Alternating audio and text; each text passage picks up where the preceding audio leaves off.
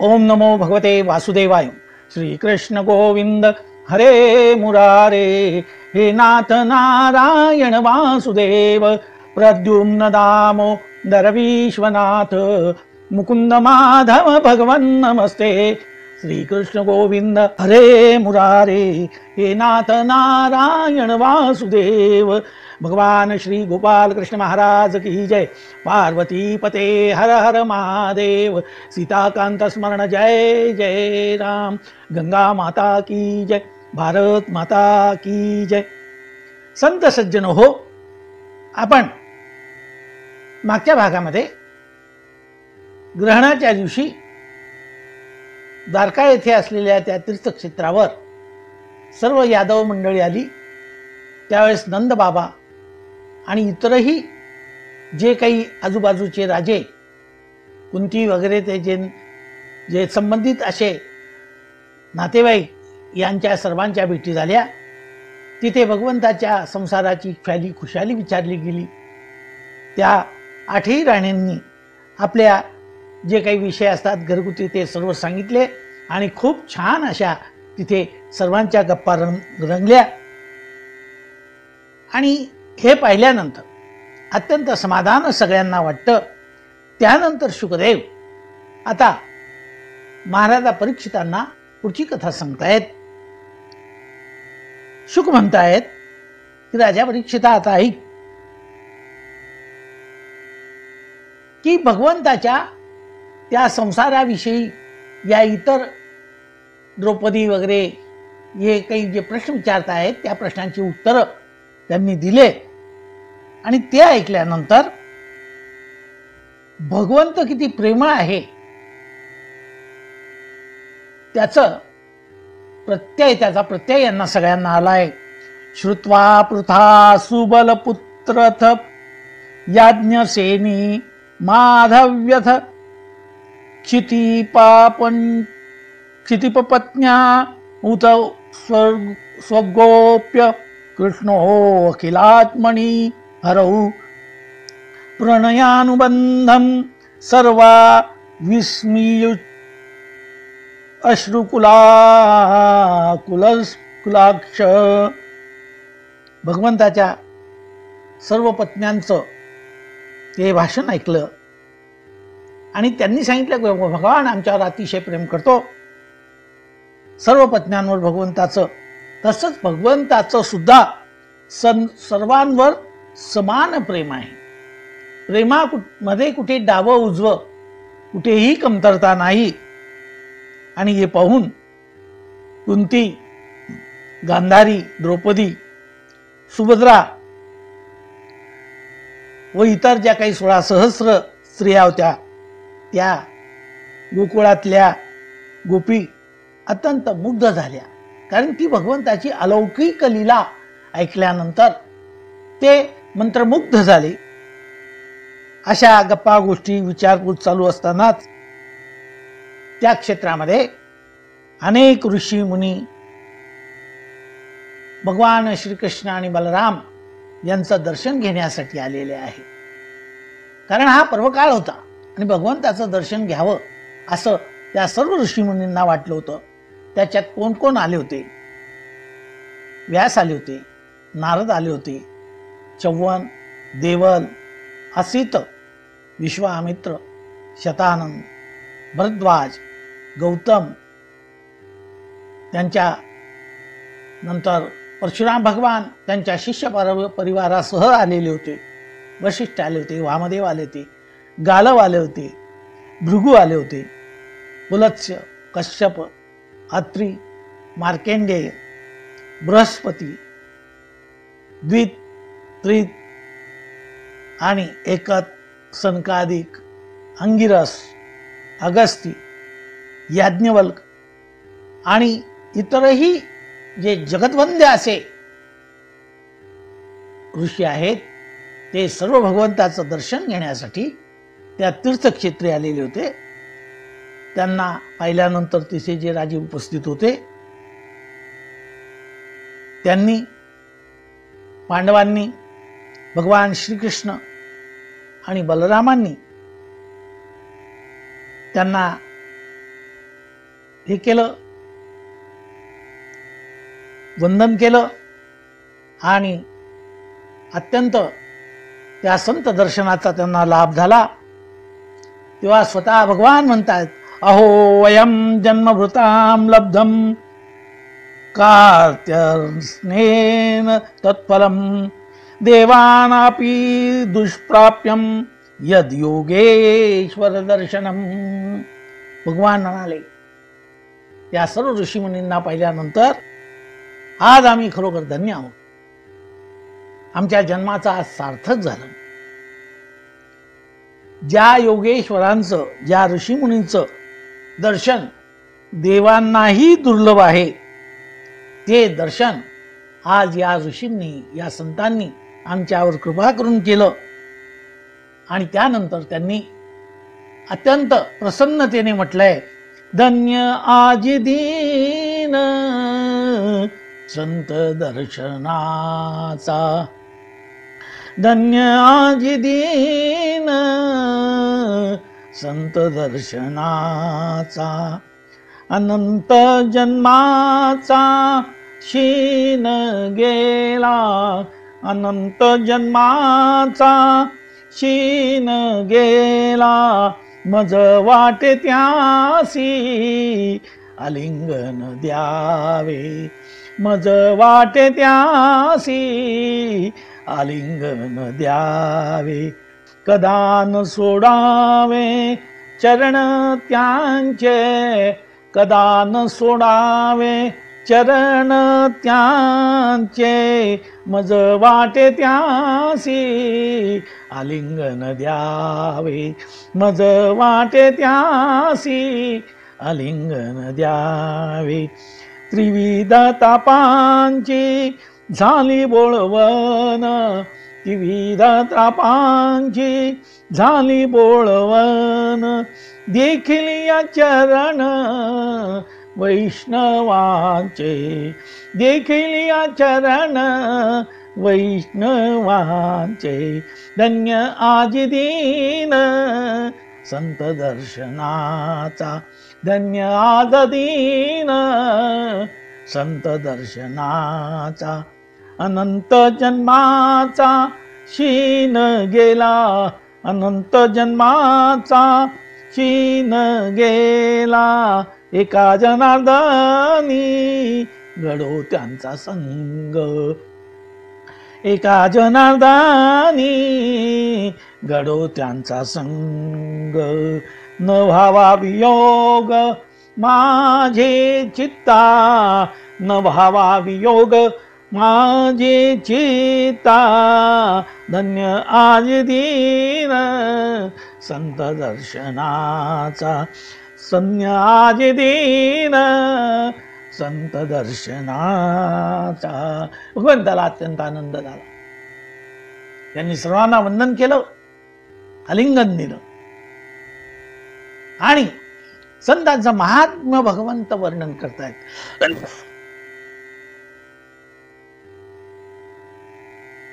संतांचं दर्शन हे अत्यंत दुर्लभ आहे. कारण सर्वसाधारण माणसांची देवाला शोधण्याची किंवा देवाला बघण्याची दृष्टी ही संकुचित असते, अत्यंत संकुचित असते. केवळ एखाद्या मूर्तीतच देव पाहणं ही संकुचित वृत्ती आहे. फक्त मूर्तीमध्ये तिथे अत्यंत निष्ठा, तिथे अत्यंत भक्तिभाव, त्या ठिकाणी अत्यंत श्रद्धा, समर्पितता हे सर्व दिसेल. परंतु मूर्ती सोडून जगत अव्यक्त मूर्तीना, जी मूर्ती अव्यक्त आहे, संपूर्ण जगामध्ये भरून उरलेली आहे, अशी मूर्ती कोणती तर ऋषी मुनी हे विश्व आणि संकुचित दृष्टीच्या लोकांना थोर ऋषी, तपस्वी, मुनी यांची सेवा आणि सहवास कसा प्राप्त होईल. कारण त्यांच्या दृष्टीला हे दिसतच नाही. कारण एका ठिकाणी बद्ध झालेली ती दृष्टी आहे, बांधली गेलेली आहे. न हि अंभयामी मृद न अंबयामी तीर्थानी नसे देवा मृच्छिलामया. देव पंचमहाभूतात आहे ही गोष्ट खरी, परंतु त्याच्यामध्येही तीर्थ कशाला म्हणावं? केवळ जल असलं म्हणजे तीर्थ नव्हे. नही अंभयानी तीर्थानी, केवळ जल म्हणजे तीर्थ नव्हे. आणि दगड मातीच्या मूर्त्या म्हणजे देव नव्हे. न देवा मृत शिलामया. मृद म्हणजे माती, मातीची मूर्ती किंवा दगडाची मूर्ती म्हणजे देव नव्हे. तर संत हेच खरे देव आणि तीर्थ आहे. भागवताच्या दशमस्कंदातल्या 84व्या अध्यायातला हा 11वा श्लोक आहे. थोडं दृष्टी विशाल करायची आहे भक्तांनी, दृष्टी विशाल करायची आहे. ते पुनंती उरु कालेन दर्शनादेव साधवा.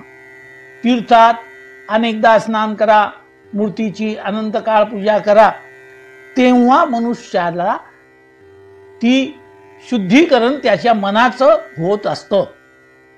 परंतु साधू संतांचं नाहीये. तर साधू संतने दर्शन पात्रे मन कामना पुरती. एक घडी आधी घडी आधी मे पुनात तुलसी संगत साधकी कटे कोट अपराध. संत केवळ दर्शन मात्रेच आपल्या इच्छा पूर्ण करतात. काष्टेन विद्यते देवो न प्राशानेन च मृण्मये भावे तिष्ठन्ति देव तस्मात् भाव हि कारणम. भावामध्ये खरा देव. शुद्ध ज्याचा भाव झाला, शुद्ध ज्याचा भाव झाला, दूरी नाही देव त्याला, दूरी नाही देव त्याला. शुद्ध ज्याचा भाव झाला. तुम्ही तरोनी विश्वतारा, तुम्ही तरोनी विश्वतारा. ताटी उघडा ज्ञानेश्वरा, ताटी उघडा ज्ञानेश्वरा. शुद्ध ज्याचा भाव झाला. ज्यांचा भाव शुद्ध असतो त्याला देव दूर नाही. नित्य वसे सदा सर्व काळ त्यांच्या जवळी, त्यांच्या जवळच देव असतो. आणि अशा जे काही स्वरूप आहे ते म्हणजेच हे संत आहे. विपश्चितो घ्नती मुहूर्त सेवया. एका क्षणामध्ये क्षणभरही महापुरुषांची, ज्ञानी पुरुषांची, संतांची सेवा केली तर क्षणभरातच आपलं सार अज्ञान दूर होत असतं. आणि भगवंत अशा प्रकारे संतांचा महिमा वर्णन करतायत. आपल्या सगळ्या नातेवाईकांना, यादवांना सांगतायत की अरे हे जे आलेले आहेत ऋषीमुनी हेच संत आहेत. देव तेथेची जाणावा. तुका म्हणे सांगू किती, हेची भगवंताची मूर्ती आहे, हेच साक्षात भगवंताचं रूप आहे असं ते सांगतायत. आणि तरी भगवान सांगतायत, पण तरी लक्षात यायला वेळ लागतो ना, लक्षात यायला वेळ लागतो. ते विचार करू लागले. भगवान पुन्हा पुन्हा सांगतायत, संत वचन हे देव जोडे. संतांच्या वचनाने देव जोडला जातो. संत हे मधलं माध्यम आहे. आणि देव जोडायचा म्हणजे हा कशासाठी जोडायचा, तर आत्मकल्याणासाठी, या संसारातून मुक्ती होण्यासाठी किंवा मुक्ती मिळण्यासाठी. संत वचने देव जोडे, सायुज्य मुक्ती पाया पडे. संत वचने साकडे, नुरेची काही. साकड पडतं केव्हा का अर्थ समजत नाही, संशय येतो, विश्वास बसत नाही. पण संतांच्या सहवासाने कोणत्याही मनातली कोणतीही शंका असेल एका क्षणात दूर होते. संत वचने साकडे, नुरेची काही. मग मनामधला फिटला संदेह हो, निमाले दुजेपण. सर्वच संदेह फिटतात. धन्य धन्य संत संग, धन्य धन्य संत संग. उभा तेथे श्रीरंग, उभा तेथे श्रीरंग. लक्ष्मी सहित अभंग तिष्ठे सदा, लक्ष्मी सहित अभंग तिष्ठे सदा. हा तिथे देव सदोदित उभा असतो आणि एकटाच नव्हे तर आपल्या सर्व षटगुण ऐश्वर्यासह, महालक्ष्मीसह. कारण हा लक्ष्मीकांत आहे, महालक्ष्मी त्याला सोडून जाऊ शकत नाही. महालक्ष्मीसह तो तिथे उभा असतो. संत वचने कर्म झडे, संत वचने मोक्ष जोडे. काय काय लाभ होतात? संत वचने कर्म जडे. जे काही केलेली कर्म असतात, दुष्कर्म असतात, त्यांचा नाश होतो. मग सत्कर्माची, पुन्हा सत्कर्माची वृद्धी होते. दुष्कर्माचा नाश होतो, परंतु असलेल्या सत्कर्म अधिक फुलतात, अधिक खुलतात. म्हणून संतांचा सहवास मोठ्या भाग्याने आज या तीर्थक्षेत्री या यादवांना लाभला आहे. म्हणून भगवान त्यांना हे महात्म्य वर्णन करतायत. संत वचनी तीर्थ गडे, धन्य संग संतांचा, धन्य संग संतांचा. तीर्थयात्रा सुद्धा संतांच्या दर्शनाने पूर्ण होतात. संतांना पाहिल्याबरोबर आपली तीर्थयात्रा झाली असं समजायला हरकत नाही. आणि म्हणून जर संत आले तर संतांच्या चरणाचं जे तीर्थ आहे ते आपल्या अंगावर, मस्तकावर धारण करतात. तर ते तीर्थ स्नानच असतं आणि त्यांचे चरणोदक हे घेतात. ते चरण गुरुपादोदकम पृथ्वा पुनर्जन्म न विद्यते. या जन्मोजन्माच्या चक्रापासून मनुष्य हा मोकळा होत असतो. संत वचने तुटे उपाधी, संत वचने सरे आधी व्याधी. संत वचने भवनधी प्राणी तरती. संत वचने तुटे उपाधी. उपाधी म्हणजे काय? माणसाच्या पाठीमागे लागलेली एक महत्वाची उपाधी आहे, ती म्हणजे देहवाद. देहालाच परमेश्वर समजणे, देह ही एक उपाधी आहे. आणि त्या देहवादातून मनुष्याची या संत वचनामुळे मुक्तता होते. संत वचने भवनधी प्राणी तरती. उतरावया पार ही भवननिधी जी आहे, हा संसार जो आहे, या संसारातून मनुष्याची मुक्तता होते. संच वचनी धरा भाव, तेने निरसे सर्व भेव. संत वचनावर विश्वास ठेवा, भाव ठेवा. तुमची सर्व प्रकारची भीती, अमंगळता ही दूर होईल. एका जनार्दनी देव प्रत्यक्ष भेटे, प्रत्यक्ष भेटे. संत वचने देव जोडे, संत वचनाने देवाची प्राप्ती होते, देवाची जोड होते.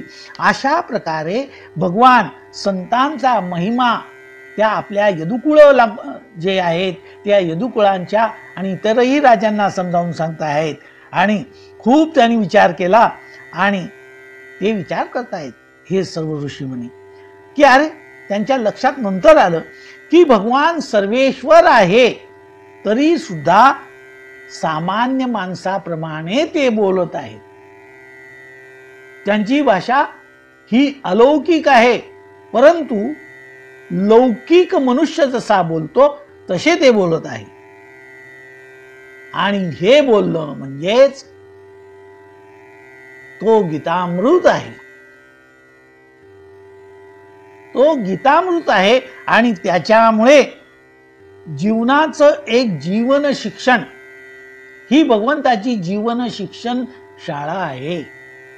याच्यात हे पाठ जर मनुष्याने घेतले तर मनुष्याच्या मुक्तीला वेळ लागत नाही. ते मुनी नंतर भगवंताला सांगतात, यन्माया तत्वविदुत्तमा वयम विमोहिता विश्वसृजामधीश्वरः यदीशित्व्यायाति गुणैर्हया अहो विचित्रम भगवद्वेचिचेष्टितम. मुनी भगवंताला म्हणतायत, भगवान आपल्या मायेमुळे मरीचादी जे सप्तर्षी आहेत, प्रजापती आहेत, मोठमोठे तत्वज्ञानी आहेत, ते मोहित होतात. आपण सर्वसामान्य माणसांप्रमाणे व्यवहार करतो. तसं पाहिलं तर आपण प्रत्यक्ष सर्वेश्वर आहात आणि व्यवहार मात्र सामान्य मनुष्याप्रमाणे करतात, कारण तुम्ही स्वतःला गुप्त ठेवलेला आहे. आणि तुम्हाला कोण प्रकट करतं? तर संत. प्रकट गुह्य बोले विश्व ब्रह्मची केले. प्रकट जे गुह्य असतं ते प्रकट करतात संत. आणि हे विश्व जे दृश्य आहे हे ब्रह्मस्वरूप होऊन जात. आपण मात्र स्वतःला गुप्त ठेवतात. आणि हे पाहिल्यानंतर लक्षात येतं की आपली लीला अगाध आहे. ब्रह्मते हृदयं शुक्लं तपस्वाध्याय संयमैः यत्रोपलब्धं सत् असद व्यक्तव्यक्तं च तत्परम. भगवान वेद हे आपलं विशुद्ध आणि निर्मल असं हृदय आहे. तप, स्वाध्याय, ध्यान, धारणा या जे काही साधना आहेत, या साधनाच्या आपल्या निराकार आणि निर्गुण अशा स्वरूपाचा मनुष्याला साक्षात्कार होतो. ही सर्व साधनं आहे आणि ही साधनं तुमचा साक्षात्कार मनुष्याला घडून देत असतात. म्हणून हे प्रभो नमस्तस्मै भगवते कृष्णाया कुंठमेधसे स्वयोग मायाच्छन्महिने परमात्मने. हे प्रभू, आपण सत्य ज्ञानानंद आहात. आपणच स्वयं भगवान आहात. आपण आपल्या योग मायाच्या आवरणाने सत्यस्यापेतम मुखम तत्वं कृष्णापामृणु सत्य धर्माय दृष्टे हिरण्मयेन पात्रेन सत्यस्य अपहितं मुखम तत्वं कृष्णापावृणु सत्य धर्माय दृष्टे. आमची इच्छा असते, उपनिषदामध्ये ते वर्णन केलेलं आहे. तुम्ही स्वतःला त्या हिरण्मय पात्रामध्ये, हिरण्मय पात्राच्या आड स्वतःला गुप्त ठेवलेला आहे.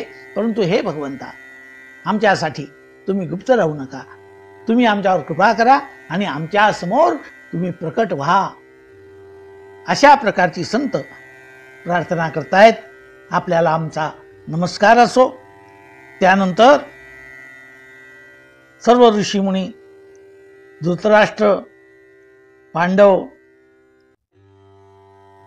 यांचा, यादवांचा निरोप घेऊन ते ऋषीमुनी आता आपापल्या स्थानी जायला निघाले.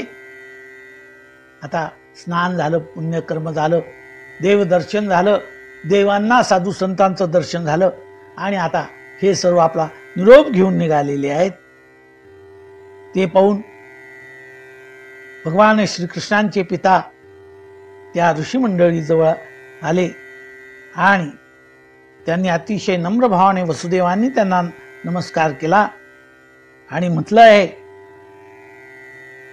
की नमो वः सर्वदेवेभ्यो ऋषीभ्यः श्रोतुमर्हत कर्मणा कर्मनिहारो यथा स्यान्न तदुच्युताम. हे सर्वश्रेष्ठ अशा ऋषीमुनींनो, मी एक विचारतो आहे की कर्माचेच अनुष्ठान केल्याने कर्माचा नाश कसा होतो? कर्माचा नाश करण्यासाठी कर्माचंच अनुष्ठान केलं तर त्याचा फायदा काय होतो? त्यावर नारदांनी सांगितलंय, वसुदेवा, तुम्ही भगवान श्रीकृष्णांचे पिता आहात, परंतु खरं सांगायचं तर सन्निकर्षो हि मर्त्यानाम अनादर कारणम गांगम हित्वा यथान्यम भक्त तत्रो याति शुद्धये. माणसाचा एक स्वभाव आहे, जे जवळच असतं ना ते काही आवडत नाही. तुमचं आणि भगवंताचं नातं काय? भगवान तुमचे पुत्र वसुदेवा, तुम्ही भगवान साक्षात भगवान श्रीकृष्णाचे पिता आहात. परंतु मनुष्याचा स्वभावाचा एक दोष आहे की अति परिचयात अवज्ञा. जो आपल्याजवळ कायम उठतो, बसतो, हसतो, खेळतो, बोलतो, तर त्याच्याबद्दल, त्या व्यक्तीबद्दल आपल्या मनामध्ये आदर नसतो, पूज्यभावही नसतो. मग उदाहरण दिलंय पहा, हे गंगेवरचे लोक. गंगेवरची गंगा ही देवी सुरेश्वरी भगवती गंगे, देवी सुरेश्वरी भगवती गंगे, रोगम शोकम तापम पापम हर मे भगवती उमति कलापम, नाहं जाने तव महिमानं त्वमसि गतिर्मम खलु संसारे. केवढा महिमा आहे गंगाचा. हजारो मैलावरून नुसतं गंगायै नमः, गंगायै नमः, गंगायै नमः असं म्हटलं तरी मनुष्य तिथे हजारो कोसावर सुद्धा तो शुद्ध होतो. परंतु इथे गंगेच्या काठी पाहिलं तर लोकांना त्या गंगेचं काय महत्व? गंगेचं महत्व नाही, कारण जवळ आपण रोजच पाहतो ना. गंगेचं पाणी नळावाचे म्हणा, काही वाटे आपण पाहतो, फरशी पुसालाही धुवून वापरून घेतात. त्या पाण्याचं महत्व जवळच्या माणसाला नसतं, तीर्थाचं महत्व जवळच्या माणसाला नसतं. आपलं गाव सोडून बाहेरचे जे तीर्थ आहेत ते फार मोठे मोठे तीर्थ आहे अशी भावना लोकांची असते. अतिपरिचित माणसाबद्दल फारसा माणसाला आदर राहत नाही. हे पाहना, या गंगेच्या किनारी असलेले, गंगेच्या तीरावर असलेले लोक पवित्र होण्यासाठी इतर तीर्थावर जातात, लांब लांब जातात. आता वास्तविक गंगा नदीमध्ये जगातली सर्व तीर्थ तिथे आलेली आहेत. जगातली सर्व तीर्थ गंगेमध्ये समाविष्ट झालं आणि गंगेच्या ठिकाणीच प्रयागराज आहे, तीर्थराज प्रयाग म्हटलेलं आहे. सर्व तीर्थ त्या ठिकाणी असतात. परंतु माणसाला काही त्याचं फार महत्व नाही. आता उदाहरण द्यायचं राहिलं, अक्कलकोट स्वामी महाराजांचं उदाहरण आहे की अक्कलकोट स्वामी महाराज हे चोळाप्पाच्या घरी राहत होते. चोळाप्पाच्या घरी राहायचे, त्यांच्या घरी जेवण भोजन झोपणं सर्व असायचे. पण चोळाप्पा मात्र इतर देवदेवतांचं दर्शन करायला फिरायचं. एकदा असं झालं की तो चोळाप्पा निघाला आणि त्याने बाळाप्पालाही सांगितलं की आमच्याबरोबर चला दर्शनाला. आणि बाळाप्पा गेले. त्यांनी सांगितलं चोळाप्पाने की यांनाही घेऊन जातो. कशासाठी? कुलदेवीचं दर्शन करायचं आहे, मी यांनाही घेऊन जातो. तेव्हा स्वामी महाराज बोलले, कुलदेवीचं दर्शन तो रोज इथे करतो म्हणे. कुठे जातोय बाई? कुलदेवीचं दर्शन तो रोज इथे करतो आहे. स्वामी महाराज घरी स्वतः आणि हा चोळाप्पा तिथे ते उरूस भरत असत त्या मोहरमच्या दिवसामध्ये. तेव्हा विविध पिरांच्या नावाने हा चोळाप्पा शिरणी वाटत होता. शिरणी म्हणजे तो प्रसाद, साखरेचे असलेले ते असे शेंगदाण्यावरून हे केलेले साखरेत तयार केलेले ते वाटत होता घरी स्वतः स्वामी महाराज. आणि हा शिरणी उधळणे, रेवड्या उधळणे हे सर्व करत होता. याचं कारण की मर्त्यानाम अनादर कारणम सन्नी कर्षो हि मर्त्यानाम. जवळ असलेल्याचं महत्व आपल्याला कळत नाही, हे व्यवहारातही पाहतो. नामदेव महाराज मात्र म्हणतायत त्यांना वैकुंठही नको आहे, कारण ते पंढरपूरलाच राहत होते. वैकुंठीचा वास आम्हा वैकुंठासी आम्हा नको धाडू श्रीहरी. नामदेव महाराज मात्र काय सांगतायत? वैकुंठासी आम्हा नको धाडू श्रीहरी. हे भगवंत, आम्हाला वैकुंठ नकोय, आम्हाला वैकुंठ नकोय. मग काय पाहिजे? वास दे पंढरी सर्व काळ. नामदेवांना पंढरीचं पूर्ण महत्व समजलेलं होतं, म्हणून पंढरीच्या पुढे आधीर चली पंढरी मग वैकुंठ नगरी. वैकुंठाचा नंबर सेकंड, फर्स्ट नंबर काय असेल तर पंढरी. वैकुंठासी आम्हा नको धाडू श्रीहरी. वास दे पंढरी सर्व काळ. वैकुंठ खोपाट जुनाट झोपडी. वैकुंठ खोपाट जुनाट झोपडी. नको अडाअडी घालू आम्हा. नको अडाअडी घालू आम्हा. वैकुंठासी आम्हा नको धाडू श्रीहरी. अरे वैकुंठाचा महिमा आम्हाला नाही आहे, आम्हाला काही फार महत्व नाही. वैकुंठ आहे काय बा? तर ती जुनाट खोपडी आहे. कोण सांगताय? नामदेव महाराज. आणि विनंती कोणाला करतायत? भगवंताला. आता वैकुंठ भगवंताचं निवासस्थान. आपण जर कोणाला म्हटलं तुमचं घर असंच आहे तसं, राग नाही येणार का? परंतु साक्षात परमात्म्याला, पांडुरंगाला सांगतात, अरे तुझं घर म्हणजे काय आहे? जुनाट खोपडं आहे, खोपट आहे असं त्या पक्षाची असतात तशी.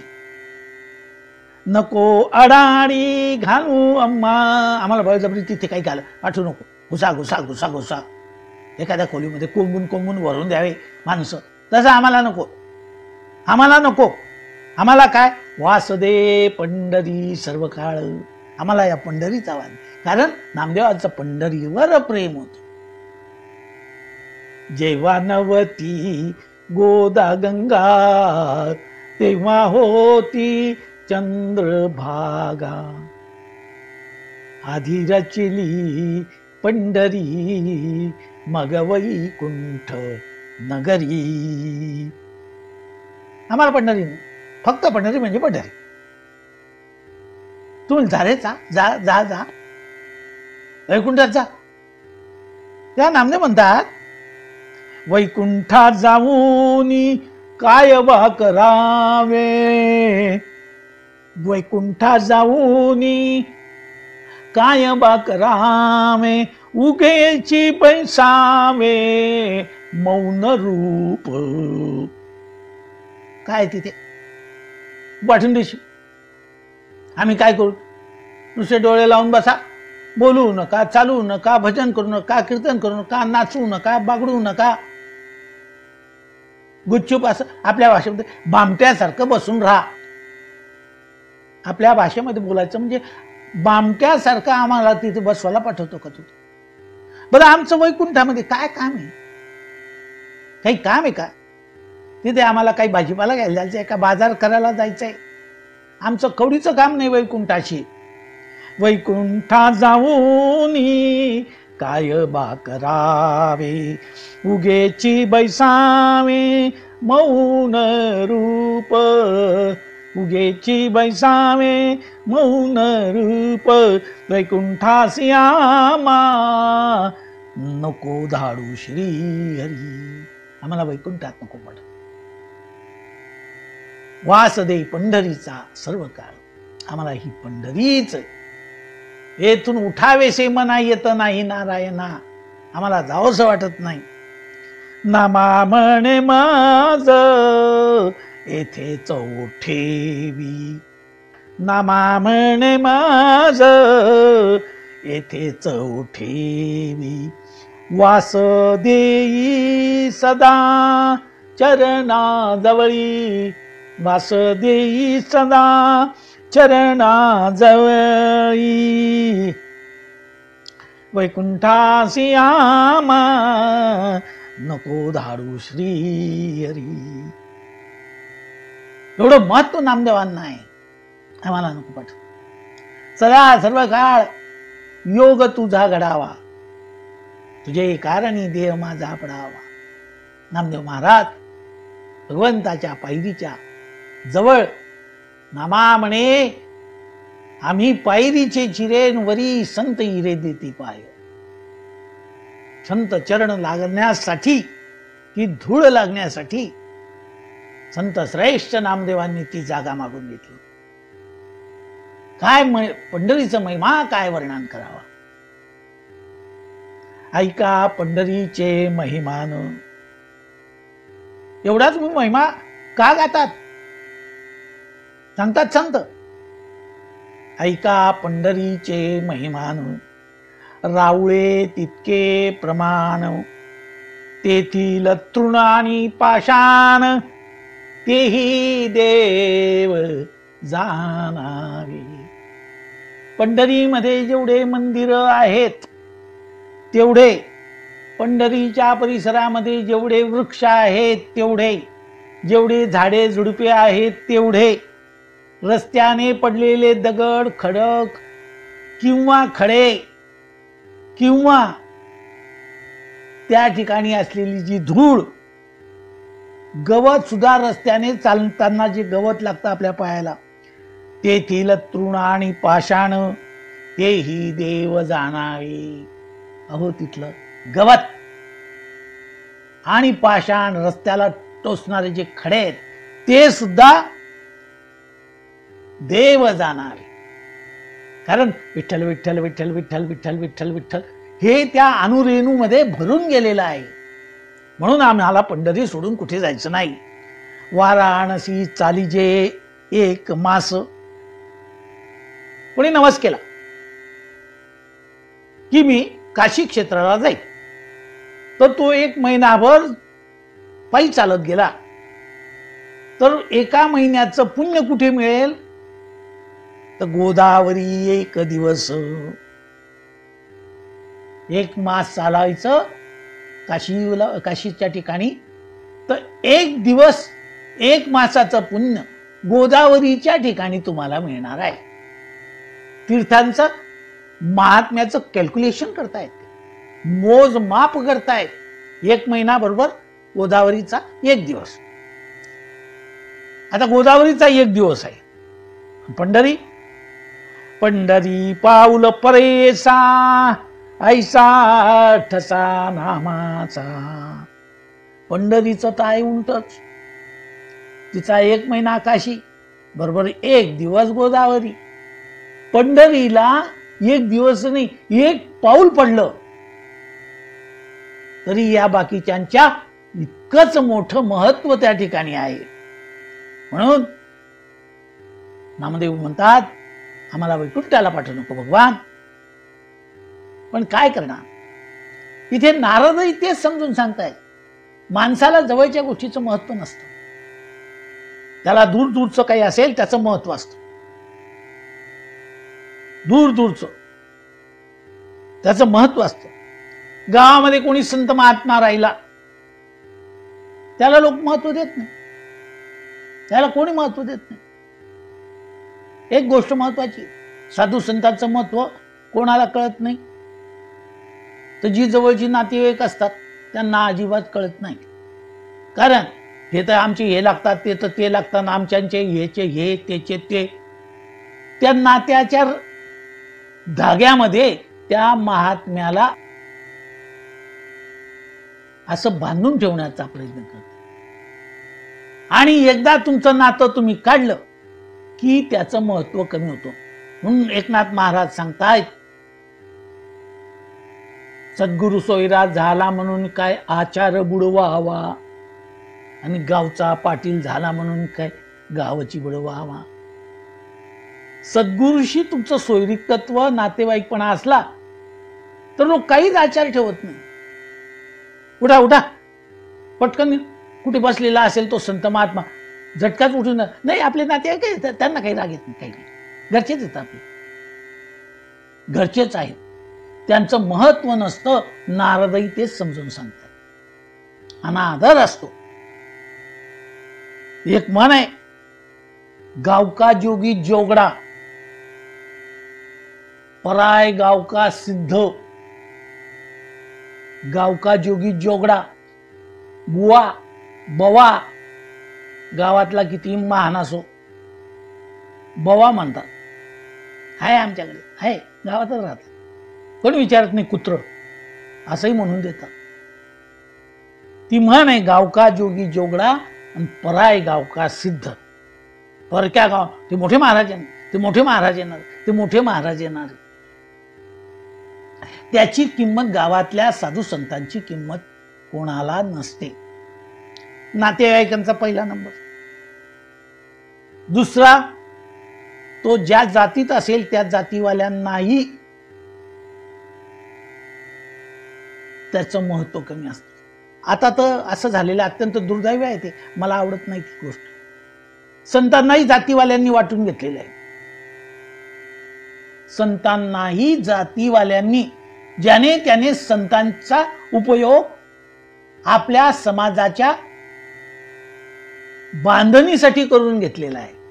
मी संघटन हा शब्द नाही वापरत, बांधणीसाठी. संघटनाला एक विशेष असा उद्देश असतो प्रत्येकाचा. यातले हे अमुक जातीचे संत, तर सगळे त्यांच्या पाठीमागे जाते.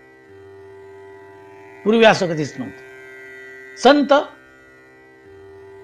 फक्त संत म्हणजे जगाच्या कल्याणात संतांच्या विभूती, जातीच्या कल्याणात संतांच्या विभूती, असा आपण त्याचा अर्थ घेतलाय.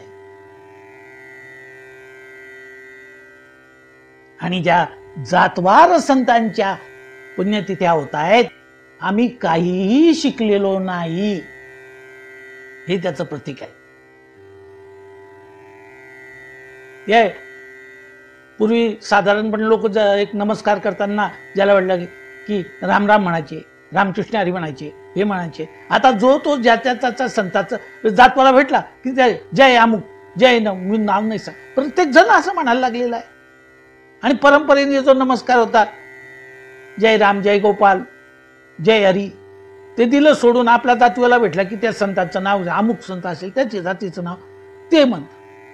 आणि काहींनी तर असे ठराव पास करून घेतलेले आहे की आपला जातवाला भेटला की या संतांच्या नावानेच जय बोलायचं किंवा नमस्कार करायचा. किती आपण हलकं करून टाकलं आहे. किती संत नाही, आपण हलके झालेलो आहोत. त्यांचं नाम नाही, त्यांचं कर्तृत्व आहे ते आहे. तुका आकाशा एवढा अनु रेणू या थोकडा, तुका आकाशा एवढा. तुका तर आकाशा एवढेच राहणार आहेत. नामदेव महाराज आकाशा एवढेच राहणार आहेत. एकनाथ महाराज आकाशा एवढेच राहणार आहेत. ज्ञानेश्वर माऊली आकाशा एवढे. गगनावनी वाढ नाम आहे, गगनापेक्षा विशाल आहेत. गगनावनी वाढ नाम आहे आणि ते नाम म्हणजे गगनापेक्षा मोठं, आणि ते नाम कुठे आहे? या संतांच्या वाणीमध्ये आहे. मग संत त्यांच्यापेक्षा मोठे झाले. म्हणून कृपा करा, आपण या ज्या चौकटी आणि हे जे बंधन रिंगण टाकून घेतलेले आहेत, याच्यातून बाहेर या. याच्यातून बाहेर या. आपली फुटपट्टी आणि आपला दृष्टीचा चष्मा घेऊन फिरू नका. संत हे देवाचे रूपडे आहेत, विशाल आहे. म्हणून तुका आकाश आहे एवढा. आकाश हे सर्वव्यापी आहे. म्हणून नामदेवांनी म्हटलंय की आम्हाला फक्त पंढरीचा आवाज. तर आपलाही मनातला हा जो संकुचितपणा आहे हा काढून टाका. अहो, आपण साधी गोष्ट घेतो, देवपूजेला बसतो, तो कलश पूजन करताना म्हटलं जातं गंगे यमुनेच्या गोदावरी सरस्वती नर्मदे सिंधू कावेरी जलस्मिन् सन्निधम करू. या सर्व सप्तगंगा त्या ठिकाणी येतात. ते जर आपल्याला मान्य आहेत, मग हे का नाही? तर कर्मवासनाचा विषय नारद सांगतायत. कर्मवासना हा कर्मफलाचा किंवा कर्मवासना आणि कर्मफल याचा नाश सुद्धा कर्माच्या द्वारेच होऊ शकतो. आणि कर्माचा नाश करायचा असेल तर भगवान विष्णूची आराधना, भगवान श्रीकृष्णाची आराधना, यज्जुयोषी यदश्नाशी करोमि यद्यत् सकलं परस्मै नारायणाय समर्पयामि. सर्व कर्माचा शेवट भगवंताच्या याच्यामध्ये आराधनेमध्येच होतो. कष्टाने, योग्य मार्गाने, सरळ मार्गाने जे आपण धन कमवतो त्याच्याच आधारे ईश्वराची आराधना करणे हाच गृहस्थाचा धर्म आहे आणि तोच परमकल्याणाचा मार्ग आहे.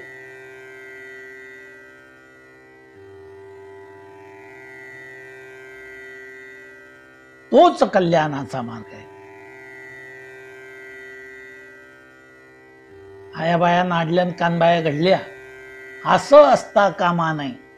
जय जोडोनिया धन उत्तम व्यवहारे उदास विचारे वेच करी उत्तमाची गती तो एक पावेल उत्तम भोगील जीव खानी तुका म्हणे हित होय जो व्यापार करा काय फार शिकवावे करा काय फार शिकवावे जोडोनिया धन उत्तम व्यवहारी. तुकाराम महाराजांनी आपल्याला व्यवहार कसे असले पाहिजे? शुद्ध असले पाहिजे. शुद्ध व्यवहाराने जे काही कमवलं, म्हणून भगवान सांगतात की शुद्ध मनाने तुम्ही स्वतःच्या कष्टाने, स्वतःच्या मेहनतीने पत्र पुष्पम फलम तोयम यो मे भक्त प्रयच्छती. तुमच्याजवळ धन नाही, पाणी तर फुकट. ज्ञानेश्वरीचं वर्णन केलंय. अरे पाणी, झाडाचं पान, याचा तर कोणत्याही झाडाचं पान असं काही नाही. कोणत्याही झाडाचं पान आपण भगवंताला अर्पण. ते ज्ञानेश्वरीचा उल्लेख आहे एका ठिकाणी की बेल म्हणून, बेल नाही मिळालं, निरगुडीचं पान जरी राहिलं तरी ते भगवंताला बेला इतकंच प्रिय आहे, असं ज्ञानेश्वरीमध्ये त्याचा उल्लेख केलेला आहे. आपण याच्यावर विश्वास ठेवला पाहिजे. संतांचे पायी हा माझा विश्वास, सर्व भावे त्यास त्यांचा दास झाला हो. बोलिले ते वचन न मोडी. संतांचं वचन मोडू नका. संतांनी जे सांगितलेलं आहे, आता लोक सांगतात तसं ऐकू नका. आता सगळा असा बहेस चालला आहे, ज्याला दिशाभूल म्हणतात. देवाच्या नावाने दिशाभूल, पूजेच्या नावाने दिशाभूल, तीर्थांच्या नावाने दिशाभूल. त्याच्यानंतर विविध पद्धतीच्या ज्या उपासना, लोकांना एक गोष्ट होऊन गेली की तोडग्यांचा जास्त महत्व वाढलेलं आहे आताच्या काळात. पूर्वी तोडगे ताडगे काही कोणी करत नव्हते. असे तोडग्यावर विश्वास, तोडगे करणारा मनुष्य अत्यंत क्षुद्र आहे, हलका आहे असं मानलं जात होतं. कोणत्याही संतांनी असं सांगितलेलं नाही. कोणत्याही संतांनी कोणताही तोडगा सांगितलेला नाही. तेची संत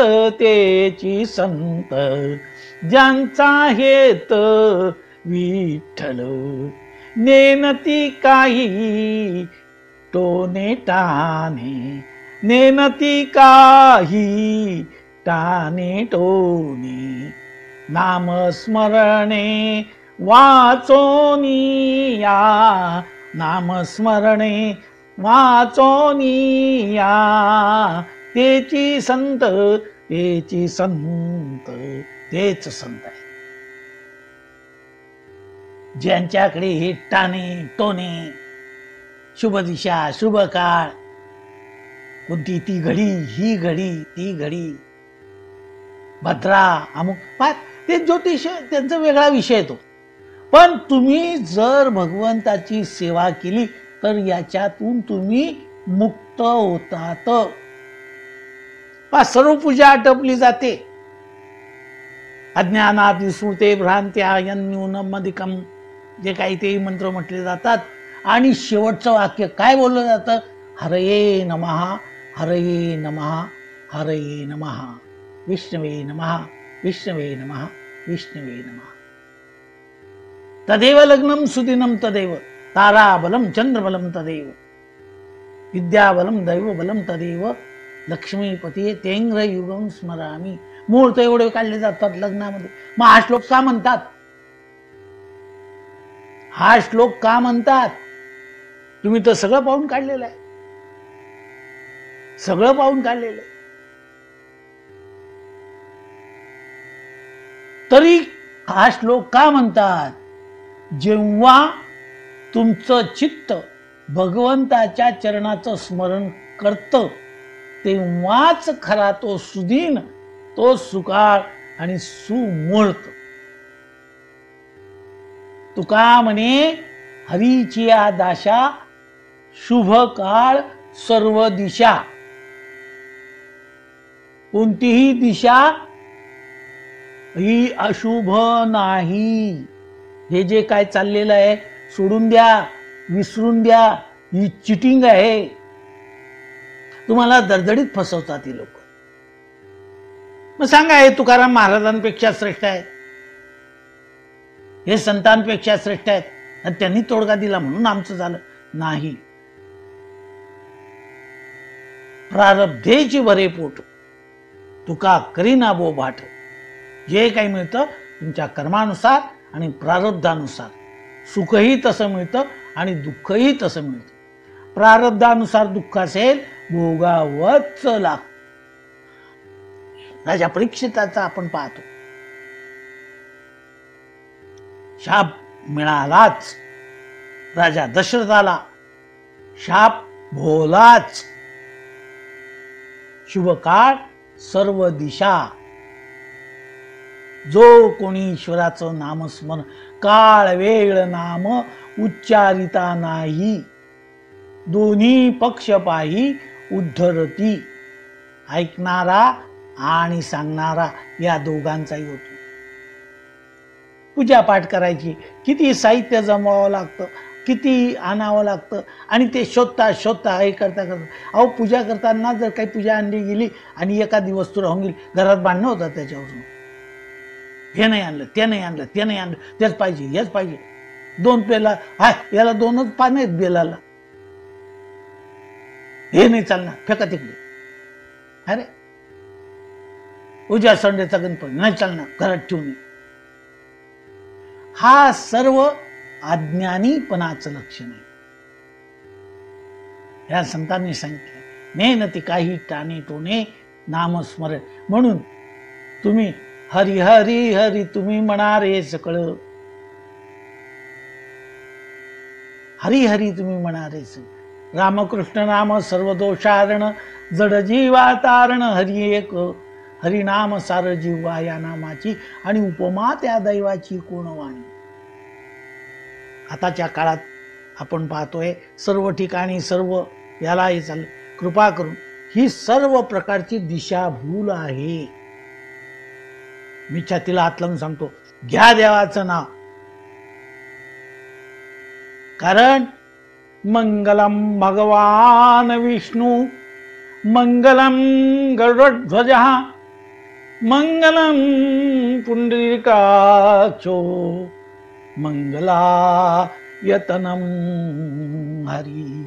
सर्व मंगल मांगल्ये शिवे सर्वार्थ साधिके, शरण्ये त्र्यंबके गौरी नारायणी नमस्तुते. तुमचे जर व्यवहार चांगले असले आणि जर ती कमाई चांगली असेल तर तुम्हाला त्याचं फळ मिळणारच. वाईट मार्गाने केलेलं जे काही फार मोठे खर्च करतात, एवढ्या पैसेवाल्याशिवाय थोडी. एखाद्या माणसाचं लिमिटेड उत्पन्न असेल तो बिचारा कष्ट करत असेल, काय शक्य आहे का? सत्यनारायणाच्या पोथीमध्ये तर लाकूड मोळ्याचं पहा काय उदाहरण. इच्छा होती, देवाने त्याला दिलं आणि त्याने ताबडतोब संध्याकाळी तो सत्यनारायण. ती सत्यनारायणाची पूजा आहे. असत्य नारायण, धंदे असत्य, खोटे धंदे करायचे आणि पूजा सत्यनारायणाची. सत्य हाच नारायण आहे आणि नारायण हाच सत्य आहे. ईश्वर ही सत्य है, राम नाम ही सत्य है. राम नाम सत्य है, सत्य बोले गत है. त्याच्या पलीकडे आपण कुठे जाऊ नका. मनुष्यावर देवता, पितृ, ऋषी असे 3 ऋण असतात. त्यापैकी अध्ययन करून आपल्या गुरूंचं ऋण फिटतं, वंशविस्तार करून आपल्या कुळाचं किंवा पितृंचं ऋण फिटतं. आणि आपण हे सर्व करीत असताना प्रांजळ मताने करायचं. तेव्हा नारद सांगतात, अहो बुद्धिमान वसुदेवा, आपण ऋषी आणि पितृ या दोन्ही ऋणातून मुक्त झाला. आता देव ऋणासाठी तुम्ही यज्ञयाग करा. आणि नारदाने त्यांना यज्ञयाग सांगितलाय.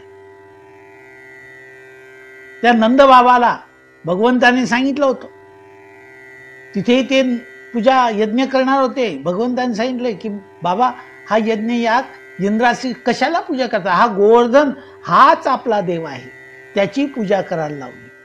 आता इथे संतांनी त्यांना सांगितलंय, आपण आता यज्ञ करा.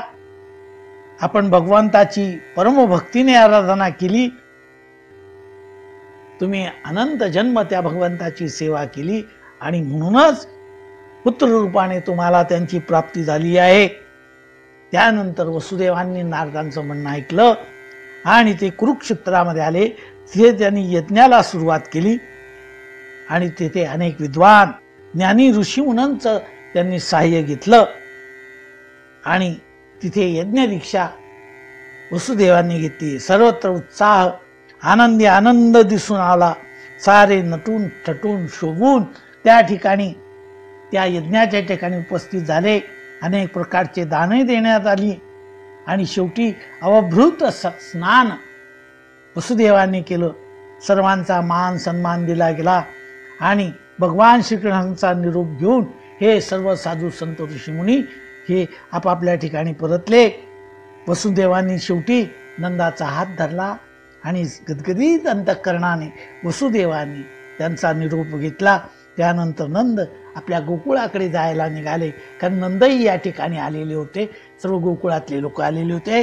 जाताना त्यांनी एकमेकांना हात जोडले आणि म्हणतायत, श्री कृष्ण गोविंद हरे मुरारे, हे नाथ नारायण वासुदेव, प्रद्युम्न दामोदर विश्वनाथ, मुकुंद माधव भगवन नमस्ते. भगवान श्री गोपाल कृष्ण महाराज की जय. पार्वती पते हर हर महादेव. सीताकांत स्मरण जय जय राम. गंगा माता की जय. भारत माता की जय. नमो नारायण नमो नारायण नमो नारायण.